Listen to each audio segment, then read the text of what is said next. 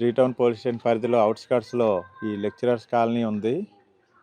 ఈ ఎడ్లలింగయ్య కాలనీకి railway track మధ్యలో ఇది కొత్తగా రీసెంట్గా డెవలప్ అవుతున్న ఏరియా.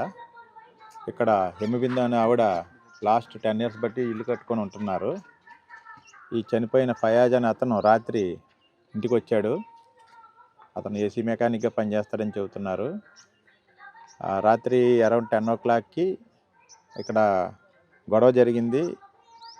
గొడవ జరిగిన తర్వాత 12కి అరౌండ్ అమ్మాయి ఆటోలో ఈ చనిపోయిన అతన్ని తీసుకుని గవర్నమెంట్ హాస్పిటల్కి వచ్చి ఎవరో గుర్తు తెలియని వ్యక్తులు మా ఇంటికి వస్తే దారిలో చీకట్లో కొట్టారని చెప్పింది.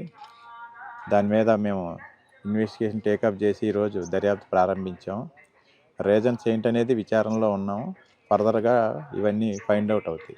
అక్కడ ఒక చిన్న కర్రతోనూ ఉన్న సిమెంట్ రాయితో కొట్టినట్టుగా బ్లడ్ స్టెయిన్స్ ఉన్నాయి. క్లూస్ టీము, డాగ్ స్క్వాడ్ అన్నీ వస్తున్నాయి. వచ్చాక మనకి వాళ్ళ మోటివ్ ఆఫ్ ది అఫెన్స్ ఏంటంటే మనం వెరిఫై చేస్తే కానీ తెలియదు ఎవరైనా.